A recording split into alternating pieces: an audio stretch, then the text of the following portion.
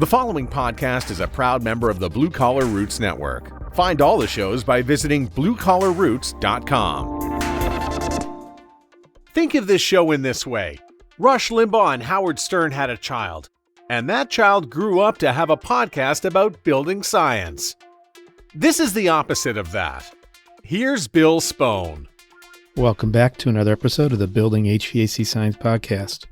What's our goal? To help create better, more knowledgeable HVAC and building performance technicians, by helping these professions better understand each other with the goal of making happy customers in the homes they live in and the buildings they work in. Well, my experience in HVAC and building performance in the last 30 years, I've noticed a need for the union of these two fields, HVAC and building performance. I've met a lot of interesting people along the way, and some of the people are organizers. And that's what you need to have, is organizers to get people talking, to feed information to policymakers, to talk with utilities, etc. Today's episode, we'll be speaking with Ryan Miller. He's the founder and executive director of the North Carolina Building Performance Association. Now, I've never thought that entrepreneurship relates to trade associations. I just always thought they existed. Well, dumb me. I should have known better. In this really new world of building performance, sometimes you need to create things. And that's what Ryan did, is he created a trade association. So let's talk with Ryan, or let's listen to Ryan talk with me, and talk about how he believes that poor building performance is one big problem to solve. He's been trying to solve it and working his best to do that for the last dozen or so years. And he's doing it right now in North Carolina. So let's listen up as Ryan talks about the North Carolina Building Performance Association. Again, Ryan Miller. Let's hear what he has to say. Good morning, Ryan. How are you? Hi, Bill. Very well. How are you? Good. So where are you calling in from today? Raleigh, North Carolina, where it's cold, sunny, and just doing fine down here. Okay. So you're in North Carolina. What are you doing there? What's that about? Yeah, North Carolina's got some amazing geography. I grew up in Atlanta and went to Austin, Texas to kind of find myself in my late 20s, and decided that North Carolina was a good place to be. We're about 2 hours to the beach here and about 4 hours to some really good mountains in Asheville. And so geography, climate, everything is just wonderful here. I really enjoy it. I know a little bit about you. I've known you probably, what, 6 years or so? 5 or 6 years? Yep, think so. You enjoy the outdoors, and that seems to be a common theme that I see in both the trades, HVAC, and in building performance people, home performance individuals. They seem to enjoy the outdoors and getting out in nature. Tell me about what you're doing right now in North Carolina. You are, how would you say, managing the Building Performance Association? To the best of my abilities, I'm leading our industry, and there's a couple of different slices and flavors to that. But if you see my activity on LinkedIn, yes, I'm trying to be our industry cheerleader and also lead organizer, amongst other job titles I probably need to have listed on there. So what does that involve? What is the North Carolina Building Performance Association? Who makes it up, and what do you do in general? Sure. So we are a not-for-profit trade association. So just like any other industry, whether it's the home builders or the realtors or any other group has a not-for-profit trade association that represents their best interests, that's what we do.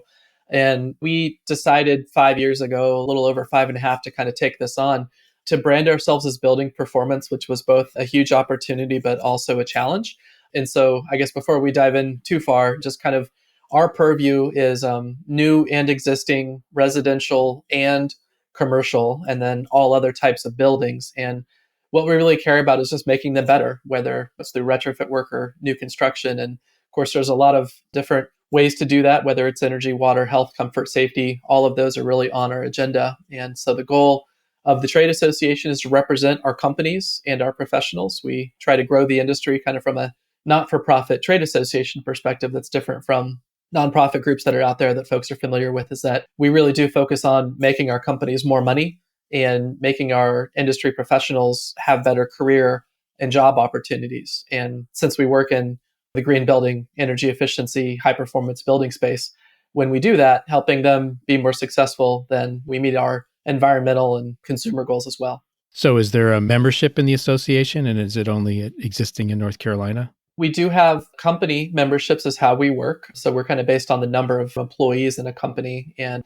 most of our companies are probably less than 10 or 15 employees. We've got about 225 or so companies right now, all across the state. And then we have some from out of state. So we have probably about 20 or 25 companies, mostly on the product manufacturing side, that are also members of our association. We have opportunities for them to participate in committees and volunteer at events, and of course also serve on our board of directors. And that's the group that really sets the strategy and the priorities for the work that we do. And it's not just North Carolina. Do you work nationally or in other states? The short answer is that we are a wholly independent entity in North Carolina with the North Carolina perspective. But I think, Bill, some of the work that you and I have come across is when I helped to set up the Georgia Building Performance Association. We then did one in South Carolina, and then we did one in Maryland as well, working with a lot of partners and some existing organizations through the Efficiency First network of chapter organizations there. And we don't have any direct alignment at the national level. And I think that because we're still a relatively new organization, kind of branding, building performance still, up until very recently, not to make any announcements here on the podcast that we don't need to, but there hasn't been a national building performance association of any sort. But it seems like those things have changed recently, and I think that we've contributed to that. Can you just give us a definition of building performance from your perspective? Wow. So depending on who you talk to, of course, that's going to change. But generally speaking, when we talk about building performance, we like to focus on the end result and hopefully a quantifiable, measurable end result. So if we're talking to consumers, whether it's a homeowner or a building owner, maybe a industrial facility manager, and talk to them about building performance, we'll say, we've got 10 different benefits that high performance construction in some form or fashion can help you in. And whether it's energy efficiency and energy saving, some people like that. Consumers in particular, homeowners nowadays are really more interested in health and comfort, and that can drive them to have an audit or have a home performance or HVAC contractor come out. So our recommendation to our member companies when they go out and have to sell building performance, since of course they're the ones that are actually in the field selling the products and services, is that they come with 10 items in their tool belt and figure out which one is really going to get the hook for that customer, and then do their best to sell those other ones and realize that all 10 of those benefits are probably going to come with the work, no matter which one the customer's the most interested in. Yeah, and I think in the last few months, I've kind of come up with a phrase that's resonating in my mind. It's what people want, but don't know how to ask for. That's vague enough to be accurate, I think, Bill, yes. So vagary level 10. Yes. But given energy efficiency being so behind the scenes, and then talking about building performance as kind of this high level benefit / activity that industry folks go out there and perform, there is some vagueness that we have to address and be cognizant of. So does any of the work you do involve how contractors speak to consumers or clients? Is there anything that's sort of squishy area, but I think it's important if people don't know how to ask for it? Yeah, definitely. So we at the trade association are not the industry experts of how to sell people on a product or service in the field. That's what our industry companies and our members are for. And that's why we have to have active volunteers, committee members, board members, is to help us make sure that we're doing that connecting. Our job is to organize and to plan and to strategize and to offer services and benefits to our industry professionals in North Carolina, but also influence regional and national decisions and opportunities. So we, in that case, will be happy to organize an event around consumer marketing, consumer education. We have 3 different websites that we operate. Our newest one is actually launching in 2 days. And it's a commercial website for building owner and operator education to basically orient them around what building performance is and how it impacts their building. But when it comes to really actively selling them on a message or any one of those 10 messages in the toolkit, we really leave that to our industry companies and want to give them the benefit and the opportunity to sell that work. There must be work that you do in terms of connecting with legislators and government activities and utilities. Can you describe some of those kind of things that interface? Sure. So one of my job titles is the Green Building Lobbyist for North Carolina. So for the past 3 years, I've been NCBPA's lobbyist. And as a trade association, that's kind of one of the fundamental roles of the executive director, or at least the staff, is that sometimes you'll want to have contract legislative or government affairs lobbying support, but in the association world, what you quickly learn is that a hired gun may be able to do a specific job, but speaking on behalf of your membership in your industry and really speaking from the heart and with truth and with the most experience, that's really a role for staff, for example. And so That's why about 3 years ago, I did register as our lobbyist. And over the last 3 years, we sort of watched other people's legislative activity. And then last year, we kind of had one bill that we were trying to push. And now all of a sudden, in 2 weeks, we're going to be starting North Carolina's long legislative session here. And we have 10 bills that we're working on. So from a legislative perspective, we're immensely active. There's very few other organizations, unfortunately, that are focused on building energy efficiency, since from that perspective, we don't really say performance a whole lot until we kind of dig into it. But we've seen great successes. Our governor passed an executive order last fall, and the third item on the list was state building energy savings. And it actually matched the language that we had created for one of our bills. One of our top priorities is on performance contracting in the public building sector, and that was a match. And we do try to work with local governments across the state that are interested in local ordinances or incentives or anything that they can do to promote building energy efficiency and building performance. And then from a utility perspective, our strategy has never been to fight a utility or to intervene in a rate case, for example. Instead, we try to work with the utility, the biggest in our state, of course, being Duke Energy, which is second largest utility in the entire country. We don't want to fight with them. We want to find ways to identify good programs and support contractors in their programs. And we've had a great relationship with them. And I think that we're trying to push a little bit more in that direction of greater energy efficiency, and then bring in the rural electric cooperatives and local municipality based utilities whenever possible. There's just so much opportunity out there. And unfortunately, energy efficiency has really just been at the end of the list for discussions in North Carolina for the last several years. From your standpoint personally, you've worked at various companies. Did some of it include field work, or is it mostly sort of this discussion and organization work?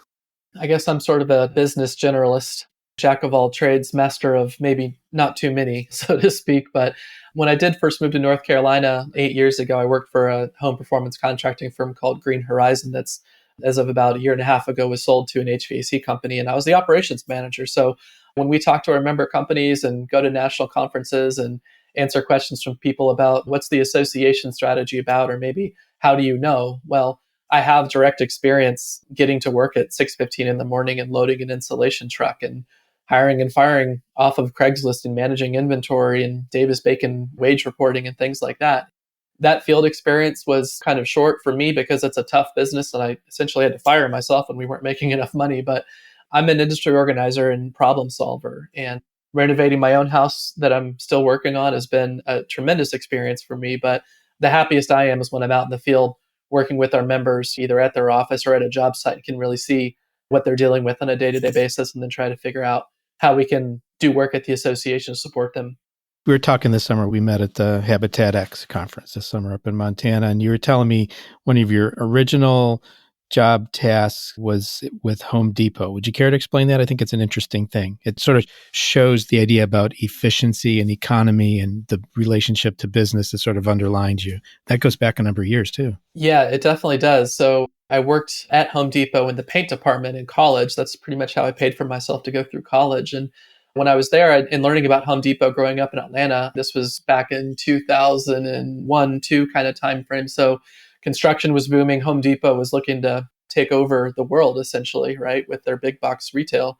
So I wanted a job there out of college. And so my first job out of college was business consulting. I couldn't really find something at Home Depot, but they did recruit me to join an internal audit leadership development program, which was a pretty amazing program. So I get in there having graduated from college with a 2.7 GPA because I was working, paying for college, and didn't really do too well in finance or accounting. But they saw a lot of potential in me. So going there as the youngest person in the program at, I think I was 23 and a half, maybe 24 at the time, basically working with MBAs with 10, 15 years of experience who've been out in the world doing all this work. And I'm just kind of a dumb, naive, little bit of an arrogant kid who had worked in the paint department and maybe had some ideas. But as you mentioned, one of my best stories, short version being that when one of our trainings with someone that had worked at GE and Six Sigma and process improvement, and during a break in one of our training sessions, I kind of whiteboarded for the group how if Home Depot simply changed their return policy for paint, which is kind of called oops paint. So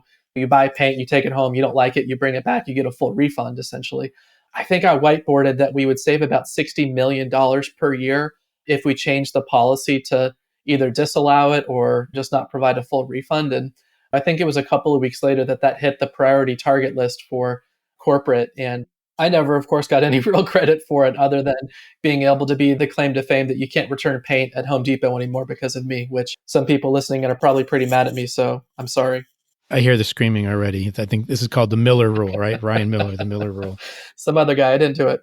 You're pretty well connected. You travel around to different conferences to meet with people. I mean, you have like a really rich aspect to what you're talking about. In being a generalist too and trying to bring all this together, what do you do to learn to self-educate? Sure. And going to conferences really is the best way to do that. I wish I could go to more. The Habitat X conference last year in Montana was great. It was also my personal vacation because we just can't afford to send me to all these different national and regional conferences. That would be a good learning opportunity for me, but also a great promotional opportunity for our members. So I try to be very careful with that.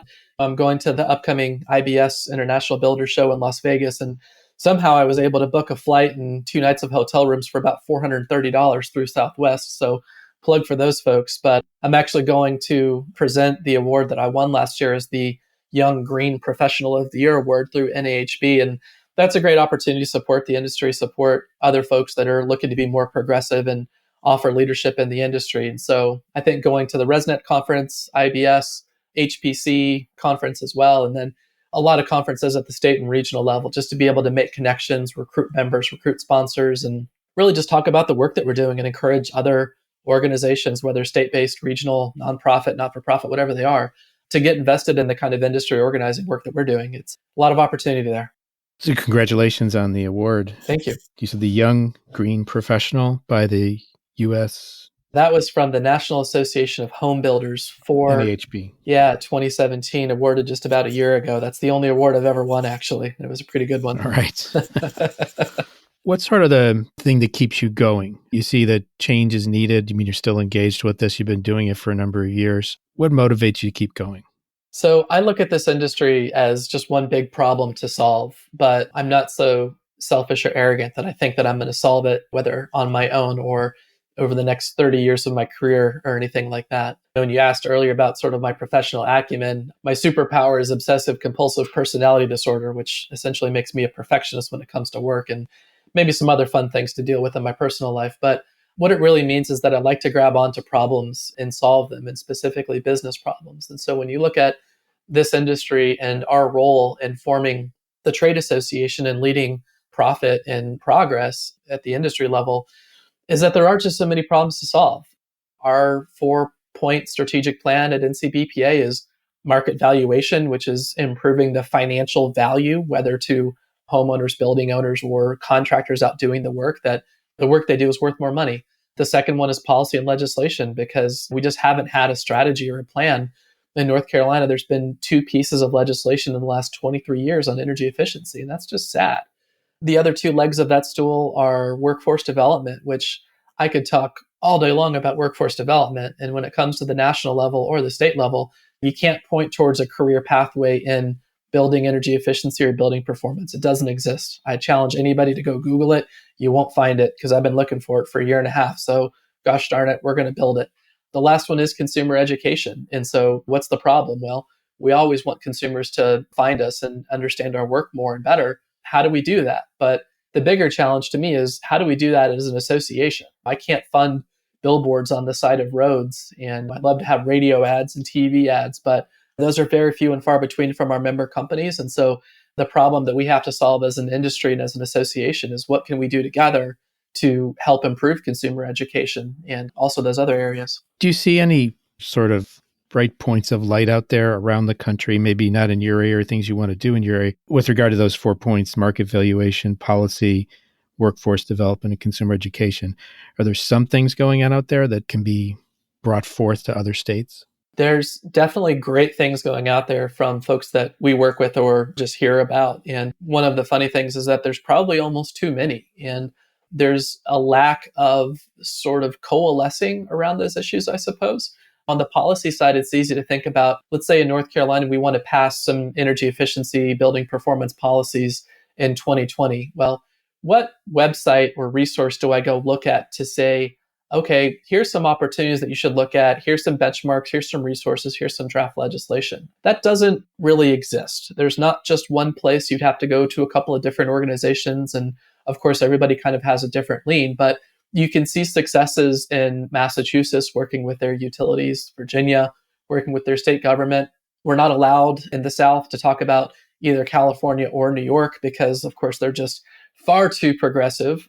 But we do look at them, and what California is looking to do in the next 5 years is something that we'd like to do in North Carolina maybe 15 years from now. And I'm okay with that.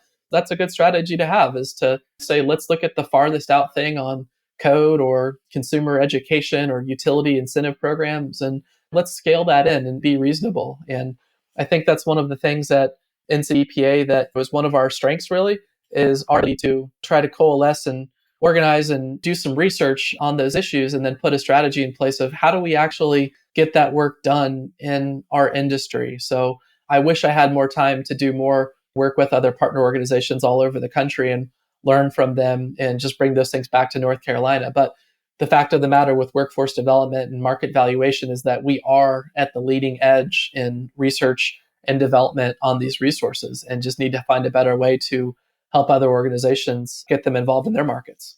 One thing that I like what you said, and it was a little while ago, is talked about measurable and quantifiable. Is that breaking away from the notion of just checklist, but more about taking the measurements, verifying quality control?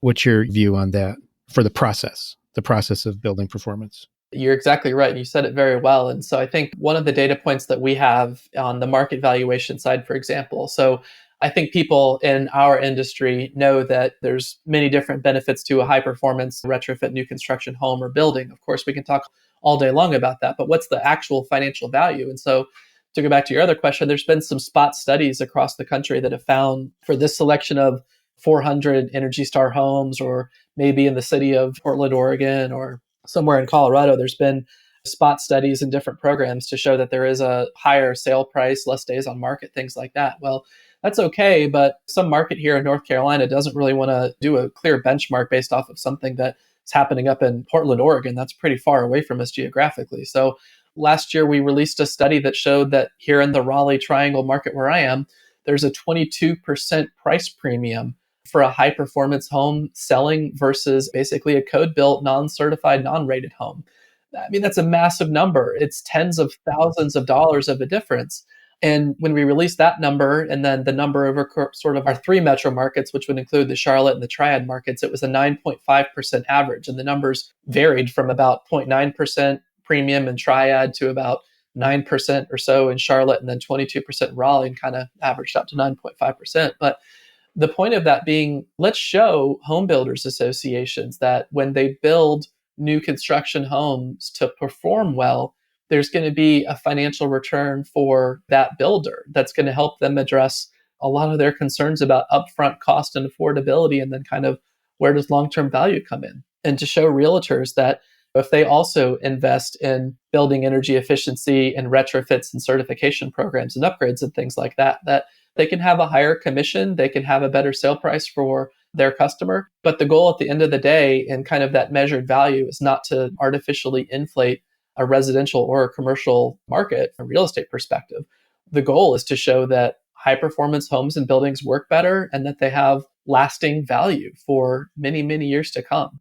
Work better, healthier, lower energy. I mean, there's a lot of qualities to the work better aspect. And it's interesting because I'm in the process of building a high performance home.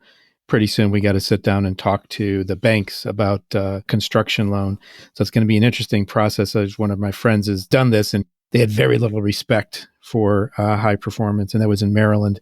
So I'm going to see what it's like here in Pennsylvania. It's going to be an interesting journey that I'm going to go through here shortly. I wish you the best of luck, and encourage you and anybody else out there to look at kind of some of the new models developing with the total cost of ownership, where you can do some software modeling around this high performance home that I am going to build is going to be worth more and cost less in the long run than a code built home because of the low energy, low water usage, things like that. There's ways to calculate that now. And that's just one of those other things we're trying to get out there in the market. Do you have any specifics on that? I mean, I'm getting real interested here. Yeah, well, talk to Kerry Langley down in Atlanta. He's a great friend of mine. I saw him here in Raleigh a couple of weeks ago. And what we're actually working on is a pilot program with some of our builder members through NCBPA to help educate them about how to market certifications and ratings and things like that So you've got to involve the realtor, the builder, the home energy rater, the appraiser is really the crux of it so that the home appraises. What are those solar panels on top of the roof? I have no idea how to properly value those. Well, you're fired. That's what you're supposed to do. You fire them and get them out of there and get somebody else in. But the lender has a huge part of this equation, particularly if you're going after construction financing. And if they see that it's going to be a better built home and it's going to have lower utility bills and lower operating costs, then it's going to be easier for you to afford that mortgage, whether it's fixed income or not. There's just a wealth of resources that are starting to come available. And I think our industry needs to be investing more time in those.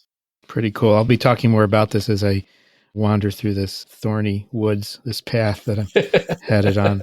What would be your goal? When would you say your work is done? What does the future look like when you say, darn it, I've accomplished it? That's a great question. It's a fun one to talk about.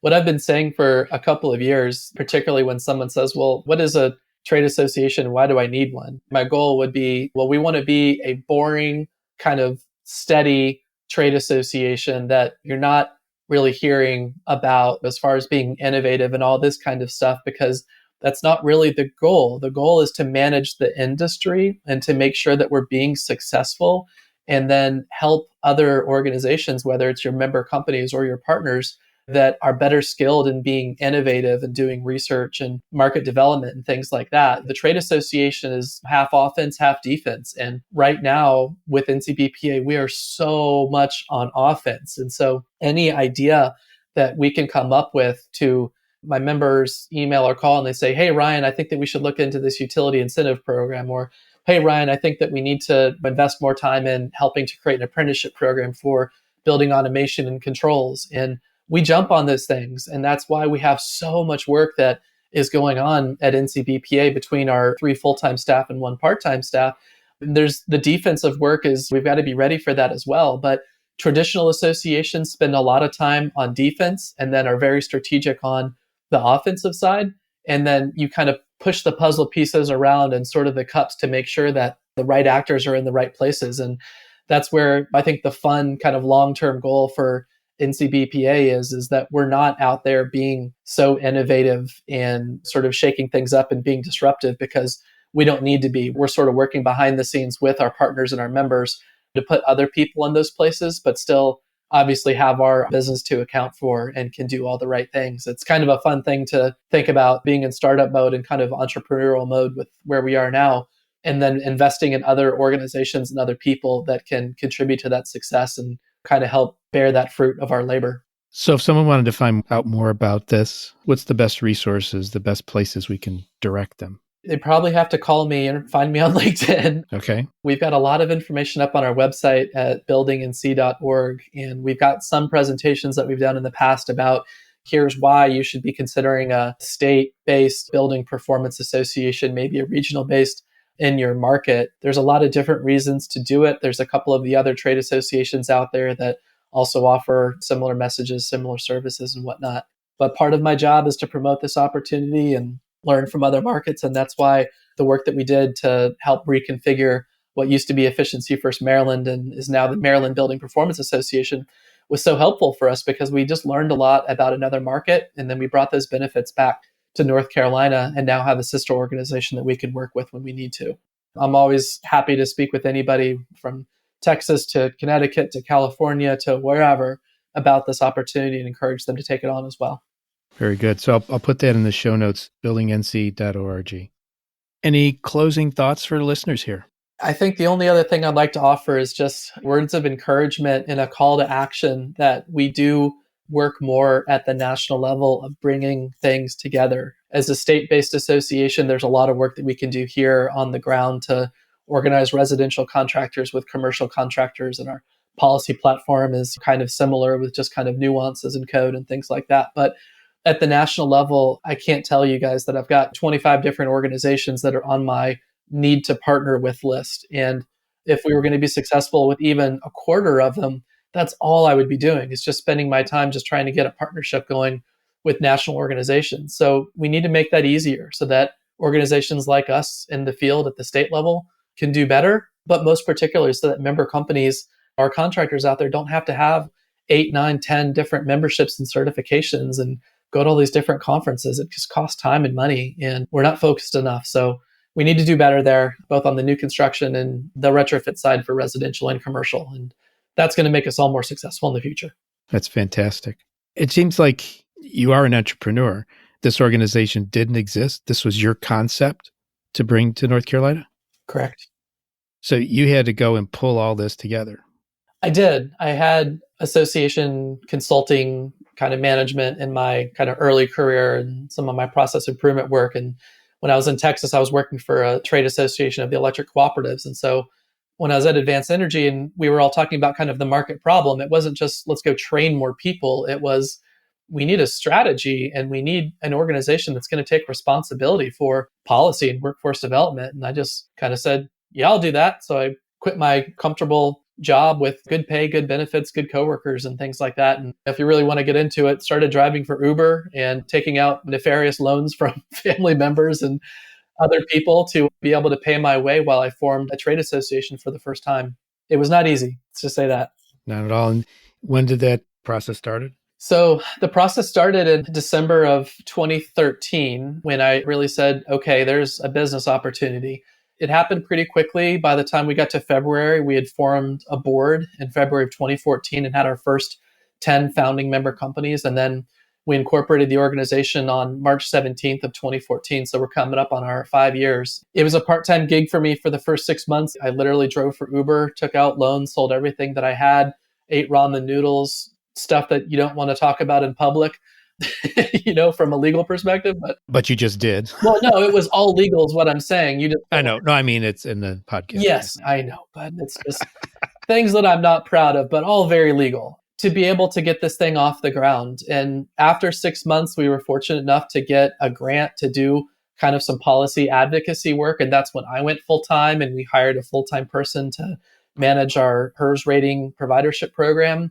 We leased a car and we held our first conference that just lost a ton of money. Literally had a panic attack there because I just didn't know how we were going to move forward after our first 6 months. But 5 years later, it's been well worth it. It's been a huge challenge. It's been the greatest professional challenge of my life. It's been just really beneficial and rewarding. And I'm just so excited about the work that we have ahead of us and all of the opportunity. That's really what keeps me going, is to know that we are solving problems and we are creating leadership in this market. And I love working with our member companies. They are just fantastic people that work so hard and deliver great results to human beings out there across North Carolina and across our region.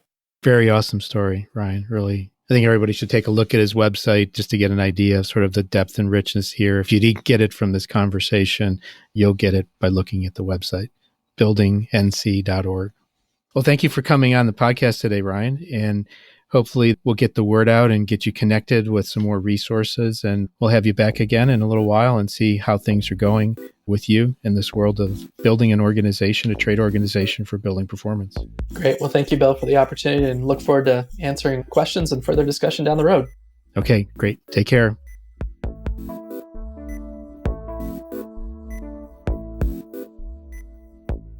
Well, thank you for listening to Ryan's story about the North Carolina Building Performance Association and what he's doing to create change, really to create change in policy, market valuation, help encourage workforce development and consumer education in this world of building performance. Hopefully it stimulated some thinking on your side. So this episode of the Building HVAC Science podcast is made possible by efforts of myself and Brian Orr, who is the mastermind behind the BCR, the Blue Collar Roots Network. You'll find all the other trade-oriented podcasts of the BCR, Blue Collar Roots Network, by going to www.bluecollarroots.com. We're helping to do our part to transform and professionalize the trade by filling in the skills gap through training and communication. I want to thank you for listening again. If you haven't subscribed, please consider doing so. If you haven't reviewed us, please consider doing so on the Apple iTunes Store. If you're interested in becoming a sponsor of this podcast, email me at bill@bluecollarroots.com. If you're in the market for tools or test instruments used in some of our podcasts, take a look at truetech.tools.com, and you can use the offer code HVACBS for a nice discount. And in full disclosure, I'm one of the co-owners at True Tech Tools. I want to close today with a final thought or a quote, and this is by A.A. Milne. I believe that's the author of Winnie the Pooh. This relates, though, to what we're talking about here. Organizing is what you do before you do something, so that when you do it, it's not all mixed up. So let's have an unmixed up day out there and stay organized. Thanks everyone for listening to the Building HVAC Science Podcast. Take care.